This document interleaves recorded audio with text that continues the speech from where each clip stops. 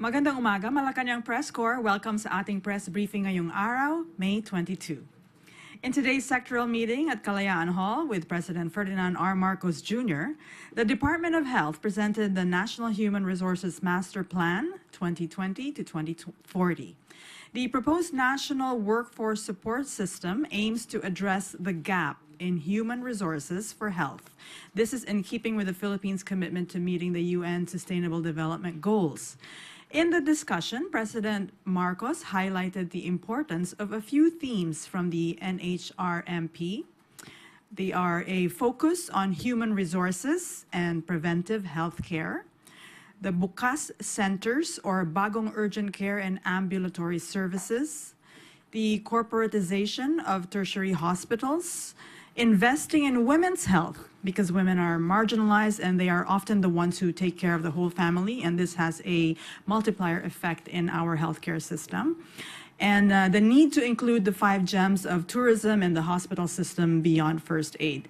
And here to tell us is more about this is the DOH Secretary, Teodoro J. Herbosa Jr. Good morning, Secretary Ted. Good morning, Daphne, and good morning to the Malacañang Press Corps and to everyone.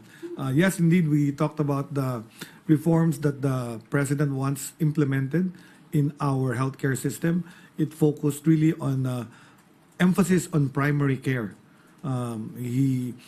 We talked about how the idea of we're spending a lot of money on improving a lot of our specialty hospitals, but a lot of the diseases that Filipinos die from are actually preventable if we have good primary care services at the local level. So this was the gist of the presentation, wherein we will focus on number 1, health promotion and disease prevention.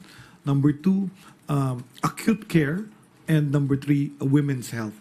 So these are going to be focused based on our presentation to him, the development of the Bagong Urgent Care and Ambulatory Services Centers. These are mid-level diagnostic and therapeutic centers which will give primary care, yung first contact at the community level, those that are more than 2 hours away from a regional hospital. This will be run by our doctors from our regional hospital, and we started this project last January, and we now have actually 10 operational all over the Luzon, Visayas, and Mindanao. And we expect to open another 8 in the next few months. We are targeting as much as 28 for this administration, but I think we will exceed that because now I have 79 proposals from different regional offices. Attached to this is really a launch of mobile clinics. The DOH is procuring mobile clinics that will be used as a partner to go to the remote areas. And to complete the whole gamut from specialty center, regional hospital, Bukas, mobile clinic is the Purok Kalusugan program. This is a program wherein we will revitalize primary health care in the community and going down below the level of the barangay at the Purok level. So yan yung napag-usapan namin, including all others. We will need the human resources. So we saw the gap. Inesent ko sa Presidente na we have about 190,000 needed to actually fill in the gaps of our healthcare system. That's with the net flow, no? Yung mga nag-migrate at yung mga nag-OFW plus yung nag-graduate from our schools. May mga good news in the meeting. We had Ched described that under this administration, there are now 20 state universities and colleges that are graduating medical students. So malaking improvement yon from a previous of 8 in the past administration. And then we are also increasing our output of skills through TESDA. And then we also talked about the 5 gems wherein healthcare is needed, especially in our 5 gems, the 5 islands, Coron, El Nido, Siargao, Panglao, and Boracay. So these are the ones that we need to concentrate on, and we will improve the care not only of Filipinos but also of tourists that visit our 5 gems. Kasi gida areas yung mga island natin eh. They're really in remote areas actually. So pag may tourist na nagkasakit or na-injure, you can actually see na malayo sila doon sa health center. So we try to remedy that with Secretary Frasco. I'll end there. Gita is geographically disadvantaged. Geographically isolated and Isolated, disadvantaged areas. So ito yung mountainous and island provinces. Our gems are all island. They're in the top 10 island destinations. But because they're island destinations, to begin with, bago na-discover siya ng turista, walang healthcare talaga doon. So we now need to improve those island destinations too. Okay. Thank you, SecTed. Questions? Raquel Bayan, Radyo Pilipinas. Microphone. Is there a microphone in the room? Good afternoon, Sec. Nabanggit niyo po kanina yung 190,000 gaps na tinatry natin punan sa healthcare workers. Ano na po kayo update dun, sir, sa pag-hire natin ng healthcare associates po, yung nursing graduates na hindi pa po nakapasa ng board? Okay, so tuloy-tuloy na yung program na yan, because most of them have gotten scholarship through the private sector, yung members ng PISAC, Private Sector Advisory Council for Health. And may mga nakapasa na actually. So may mga na-enroll na dyan, may mga nakapasa na, in some of them, I think 140 plus. And they're now hired as nurses kasi pasado na. But ang takers nung clinical care associate, mababa because it's a salary grade 9. So sa government, mababa. Ang success niya is in the private hospitals, yung mga na underboard sa private hospitals na nagkukuha ng scholarships. Alan Francisco, PTV4. Hi, sir. Itong human resources, sir, total nabanggit niyo, sir, yung sweldo or kamustahin ko lang, sir, yung sweldo ng mga nurses natin, ng mga medical practitioners natin? Okay, may misconceptions tayo sa sweldo, no? Kasi mataas na ang government salary for nurses. It starts at salary grade 15. Salary grade 15 is an equivalent of about 40 to 50,000 a month. And it goes up to nurse 2, which is salary grade 16 and then 17. Pagdating mo 17, parang nasa 75,000 a month.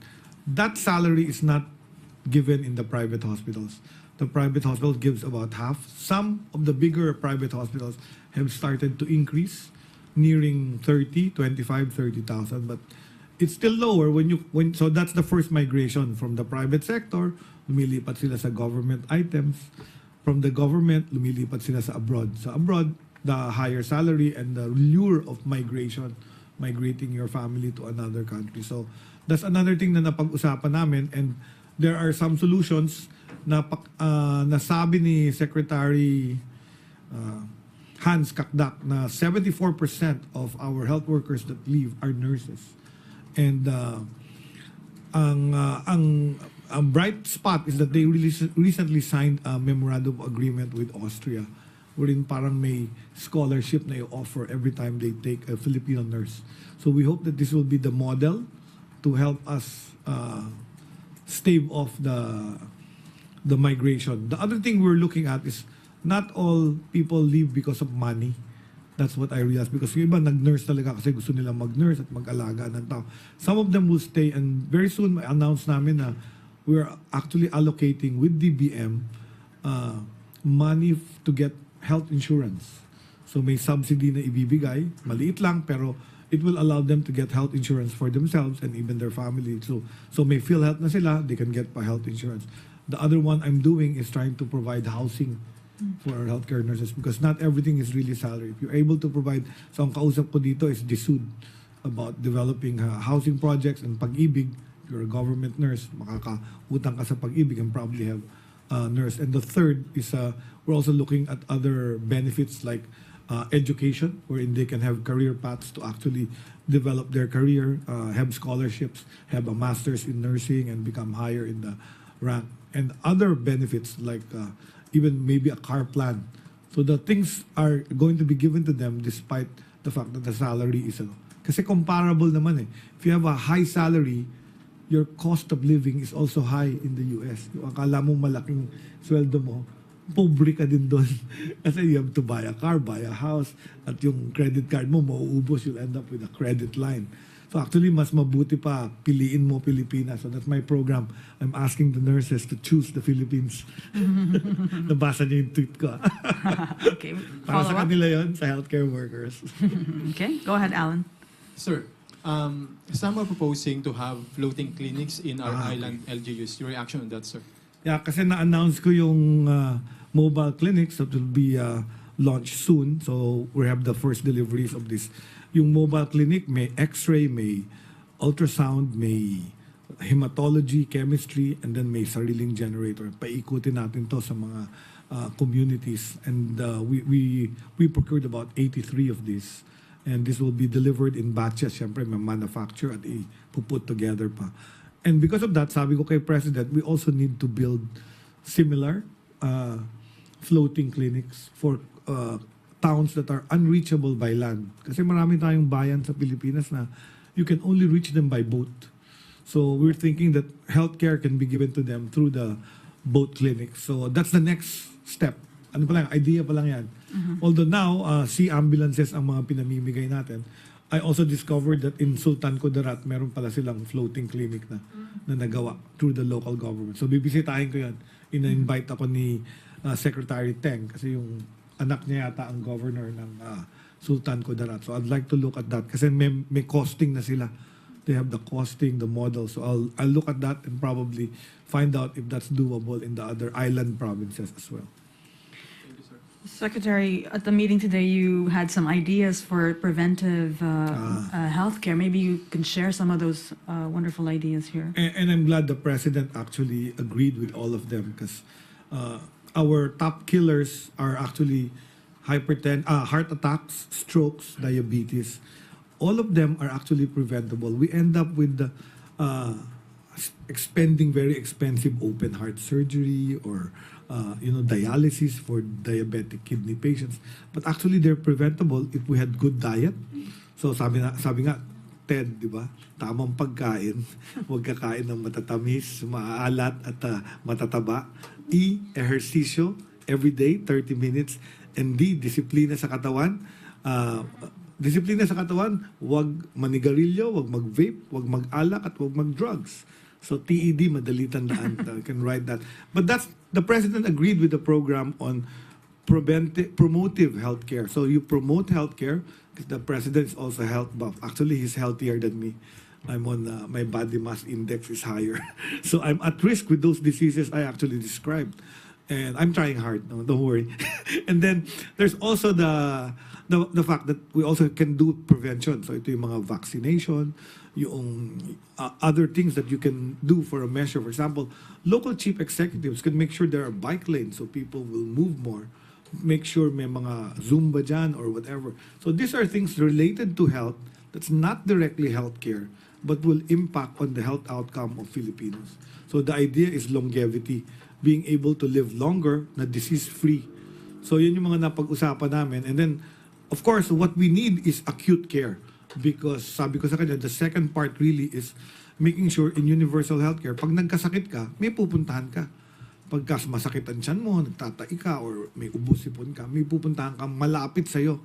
Nasabi niya nga, hindi yung, because sometimes the difficulties are the maglalaba sa bahay, magluluto pa daw, at iniisip niya kung kanino iiwan yung mga batang alaga na iba. So sabi niya, sometimes the challenges are logistical rather than the money part. And then we have to think of that as well. So that's the third part of my agenda, and he loved it. Sabi ko, we take care of our women because our women take care of the health of the children, the health of the spouse, the health of the parents. But nobody takes care of our women. The women take care of each other. So he loved that I will try to emphasize women's health, from breast cancer treatment, HPV vaccination, and all the things that women need. There's someone that needs to take care of them. So yun ang emphasis ko. They'll be my multiplier. Imagine if all Filipino women who become very good nurses and are in demand are taken care of. These mothers will be the ones who make sure tama kinakain ng children nila, hindi naglalasing yung asawa nila, and all these things. I will have a healthier population in the future because of this. Very good. Pia Gutierrez, ABS-CBN. Hi, sir. Sir, if I can ask about COVID. Yes. Sir, can you confirm that more hospitals are reporting an increasing trend of COVID cases as what some are posting on social media? Correct. Actually, well, there's only one hospital and that's just circulating. That's a private hospital, and ang statement nila, some of their health professionals have tested positive for COVID. But if you look at our data, our epidemiology bureau,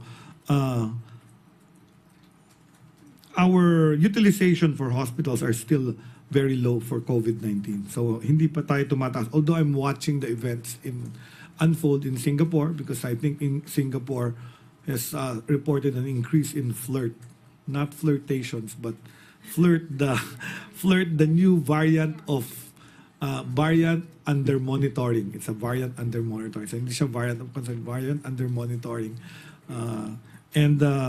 Tumataas sila doon. They reported an increase in cases, and it's filling up their hospitals. So we're watching ours. We still don't have that number. We're asking our doctors and hospitals to report antigen testing, because ngayon the testing is not PCR na, diba? Rapid antigen na. So we're asking our doctors to report that to our epidemiology bureau. The one we're monitoring really is ILI, or influenza-like illnesses, of which COVID-19 is one of those, right? So we monitor that. Luckily, even the one in Singapore is mostly respiratory tract infection, ubo-sipon, common cold, like. So I'm not thinking border control, mandatory mask. I'm not thinking that. But I'm advising every Filipino, since that's happening, that can come here, yung minimum public health standards. If you are sick, you have cough, colds, sore throat, it's better to stay home. If you need to go out, wear a mask. So it's still personal.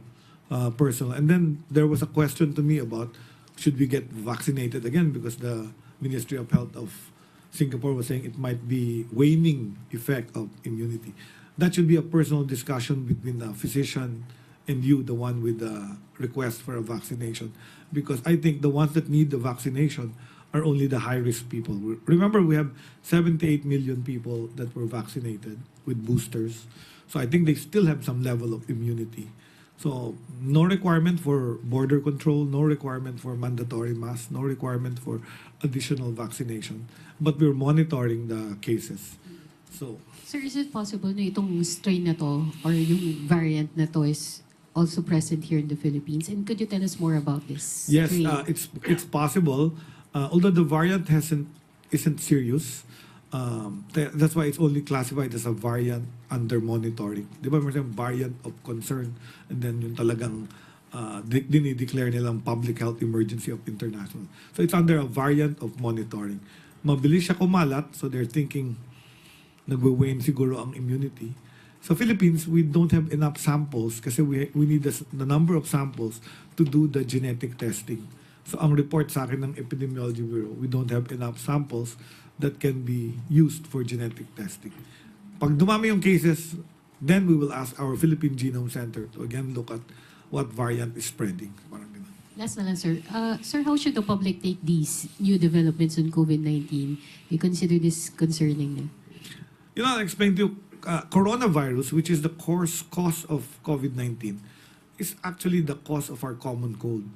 Nagkataon lang in 2020, there was a variant that caused very severe illness, yung COVID-19 pneumonia, that caused the death of even healthcare workers, nurses, and elderly people. And over time, what happened is we got immunization from the vaccines that were developed then, but the virus itself also mutated to a weaker strain. So if you notice lately, even if people get COVID, magpa-positive sila, pero 3 days, 5 days, magaling na uli sila. Especially for the young and healthy, there's nothing to fear. You just isolate, self-isolate, take vitamins, paracetamol, and you should recover. Risk are the people who are elderly, with cancer, with immune compromise. Sila yung dapat makita ng doctor nila and have proper, meron tayong mga antivirals, di ba? Yung molnupiravir and Paxlovid. Those are things that can also be had for these cases. So ang advice ko pa rin is wala pa tayong general policies like we did before. Kasi noon, bago lang yung COVID eh. So, but now, because it's just one of them, one of the respiratory illnesses, my advice to the public is minimal public health precautions. So, cough etiquette, di ba? If avoiding crowded places, ventilation of rooms, if the risk of getting it is going to be lower. Thank you. Jinky Baticados, IBC. Sir, follow-up ko lang yung kay Pia. Sir, following all these reports po, do we have now scientific basis for travel restrictions to any country? Kasi hindi lang naman Singapore, may India din. So, do we have now the scientific basis for that, for the restrictions po or travel ban? In any case? No. As I said, At border least para control. klaro lang sana. Yeah, para klaro, no? Border control. The Bureau of Quarantine is of course continuing to monitor this. Remember, may declaration form ka when you enter the Philippines. Pero online nga, yung e-travel, di ba, dinideclare mo yun kung may symptoms ka. So, binabantayan niya ng ating Bureau of Quarantine, which is under the Department of Health. So, we will have that data kung marami tayong turistang pumapasok na may respiratory symptoms and fever. But I will not recommend any border control. That means banning travel or whatever to Singapore or to India. The caution is precaution mo. You must be vaccinated at least, or if you're at risk, probably I'd advise don't travel there muna while they're having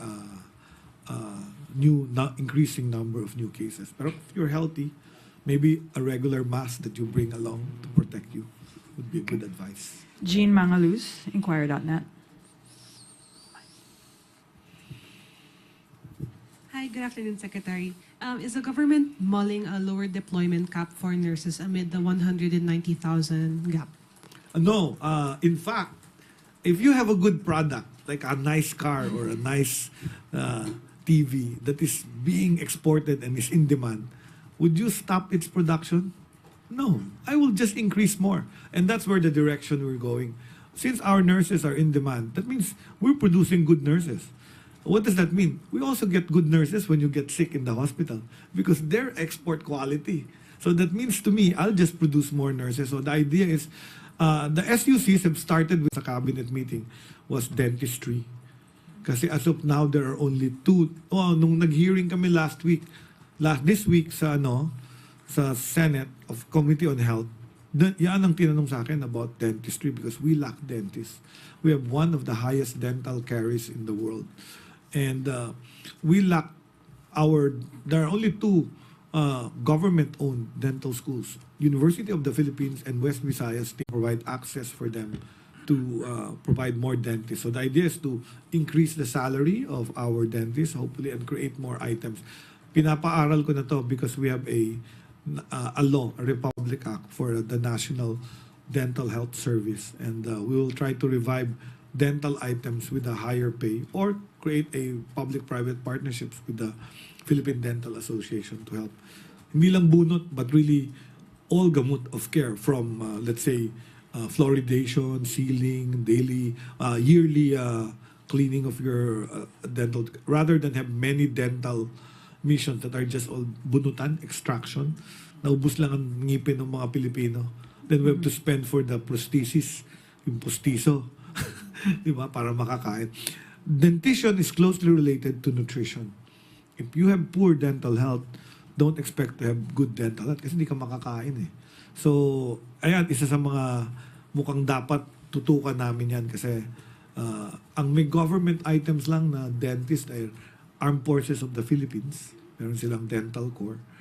Ang some hospitals na kung minsan part-time lang ang nakukuha ng dentist kasi nga mababa yung sweldo for dentist. So hindi lang nurses ang kailangan itaas.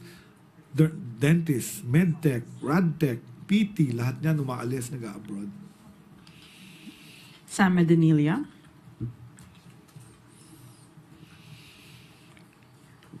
Good morning, sir. Good morning, afternoon. Good afternoon. Regarding, sir, dun morning. sa nabanggit po yung regarding sa deployment cap. So, what is the proposal of DOH when it comes to that? Kailangan po bang i-retain, bawasan, or dagdagan yung deployment cap? Ako, walang deployment cap. There is currently no deployment cap and we will not put a deployment cap. They can work. That's free choice if you want to work. Now, our students that graduate from state universities and colleges, meron silang tinatawag na return service agreement. Some of them, like for example in UP, if you graduate from nursing in UP, you have to pay and serve in the Philippines. You cannot leave until you pay back the scholarship you got. Yan yung gagawin namin. We will just impose a return service arrangement, especially if you graduated from the state university. But if you graduated from a private nursing school, the moment you find a job anywhere else in the US, the UK, Australia, or some other country, there is no cap. They're free to go. They're right. Ay, sir, i-clarify lang po namin, yung POEA kasi previously may in-implement na 7,500 annual deployment cap. Is that cap already removed? Matagal lang nilift yan. That was only during the COVID. Lifted na. Nilifted na yun. Because remember, when there was COVID, they put a cap on that. Nagalit nga yung mga nurse na may kontrata na eh. Kasi hindi sila nakaalis. So, I remember spokesperson pa ako ng COVID task force na. So, ang nangyari doon, nilift na rin. Nung lumuwag na, nilift na rin eventually ni President Duterte. So, right now, wala tayong existing deployment cap. Nurses, if they get hired, they can resign from their job and go work. Sir, last question na lang po. Regarding po dun sa 190,000 na nabanggit po nila na kakulangan sa medical workers ng government, may timeline po ba tayo kung kailan dapat ma-fill up yung positions na? So this is not only government, this is the whole health system, including private sector. So ang estimate namin, kasi may mga estimates yan, yung number of doctors per population, number of nurses per population. Like our doctors, 1 is to 25,000 sa Pilipinas. Kulang na kulang. Ang ideal is 1 per 10,000. So kailangan triplehin ko ang numero ng doktor sa Pilipinas para hindi sila nakapila. Ang nurses may ganung number din, midwife may ganung number. And based on that, yun yung nakita namin that in the Philippines, with our current population, we need over 500,000. But we only have 300 plus thousand currently registered with our PRC. So kulang pa rin tayo. So we need to produce more. Basically, ang ginagawa ko kasi I'm expanding the healthcare system with investments by the national government and the help of the president. We're doing all these mobile clinics, bukas centers, puro kalusugan. This will require manpower. So ito yung gist ng aming meeting sa cabinet na I'm asking help of the rest of the cabinet members. Nandoon yung PRC, nandoon yung TESDA, nandoon yung CHED. So some of our solutions are using digital health. So we may have less manpower, but now I can apply extension like telemedicine, like what we did during COVID. So the doctor can be in the regional hospital, but they can see patients at home through a phone. So that's one other way, telemedicine. The other one is yung TESDA, may program silang NC1, NC2, which are skills-based. Bago ako makakuha ng RadTech na na license by PRC, yung mga devices ngayon, kung minsan very automated na, kailangan mo lang i-on, alam mo i-plug, at alam mo i-on yung device, the machine will do everything, even laboratory. So, kung medtech pa hihintayin ko, napakamahal nun to ask a laboratory. Whereas, devices now, parang cellphone lang, isang click mo lang, it can operate na. So, we need technicians. So, ang thinking ko, we will need technicians to multiply our capacity. So, yung technician na yon na may NC1, basic, NC2, advanced skills, we're hoping magkaroon ng program na i-allow silang mag-college sa SUC and then get their RadTech degree, get their MedTech degree or PT degree eventually. So, parang ganun yung extension natin. Similar to the nursing coordinator, di ba? Yung skills muna and then pang-expand ng ating. So, si Secretary Teng Mangundudato, may program siya for barangay health workers na may mga TESDA sa barangay to help them with skills that will help us in the health sector augment the deficit ng mga licensed health worker. Matagal kasi kung license eh. Tinatanong mo ako sa time frame. Ka-graduate ka ng 4-year degree, magbo-board exam ka, at saka ka palang magtatrabaho sa gobyerno. Ang tagal nun, di ba? So, yun ang problema talaga. And hindi lahat ng pumapasa sa college nakakapasa sa board exam. So, nag-attrition pa yun. Okay. Maricel Halili, TV5. Hi sir, magandang hapon po. Sir, going back lang dun sa COVID-19, did you discuss this with the President earlier? What did the President tell you about COVID-19? Unfortunately, we didn't. No? It wasn't discussed. He didn't ask about the COVID situation. So, our press release is from our observation. So I had a press release done yesterday pa regarding the COVID situation and that notice by one of the private hospitals about COVID cases. So we're monitoring it. That's that's our job. The Epidemiology Bureau and is the Disease Surveillance Bureau of the country. So we'll monitor it and we'll give you updates kung talagang may uptick. But in the meantime, the advice from the Health Secretary is minimum public health standards. The same things we do, what we've been doing. Okay, and you mentioned earlier that this flirt variant is not that serious, but how does it differ from other variants like yung sa Delta, gaano kabilis siyang makahawa, ilan usually yung nahahawa niya kapag na-expose? So apparently, mabilis siyang makahawa because of the outbreak in Singapore. So it's contagious, but it's not virulent. That doesn't kill. Kasi wala pa silang reported deaths. Right? So yun ang binabantayan natin. The behavior of this new variant. That's why it's a variant under monitoring. We're monitoring it. And we'll look at it. Maybe it's nothing to worry about. So, or maybe it will just die down from the activities there in Singapore. I don't know. Iba ang conditions dun eh. But we'll also monitor here kung may mga cases dito. Sir, last na lang. You mentioned earlier about the lack of dentists, yung shortage natin. Do we have figures gaano po kadami yung gap natin sa dentist in the country? I don't have the figures really, no, but alam ko talagang kulang talaga ng dental. Number one, the dental positions in government hospitals and rural health units, kulang talaga ng dentist. So some would buy dental chair and dental equipment pero walang dentist na mag-work. So we ask private sector to help out. Private sector naman, volunteerism lang. So we'll compute. I think that's a good question, and I like what I did for the nurses and the doctors. We will compute what the necessary demand. Our difficulty there is really putting up more dental schools kasi mas mahal. So that's why the dalawa lang yung may dental school na government. The investment is so much higher kasi each student needs a dental chair. And with all the dental equipment, yun ang expensive. Okay. Questions from Ivan Mayrina and then Tuesday New. Good afternoon, Secretary. Hey, Ivan. Para sa publiko ho, kung sakaling makaramdam sila ng flu-like symptoms, halimbawa, do you encourage them to get tested? Or does it even matter if it's COVID, if it's pertussis, or the seasonal flu? Hindi ako magre-recommend siguro, but it would be nice to have the testing. If they have access to testing, that is recommended. Of course, you'd know what you're sick of if you do the testing. But if you do the follow the precautions of self-isolation, wearing a mask if you need to go out, you'll also prevent its spread. So that's all we need. And then hydrate, take paracetamol for your symptoms, and consult a physician. I think my advice would be if your respiratory symptoms are not clearing up in 5 days, it's time to consult with the physician. Thank you. Hi, sir. Yes. Sir, nabanggit niyo po kanina, maybe nothing to worry about.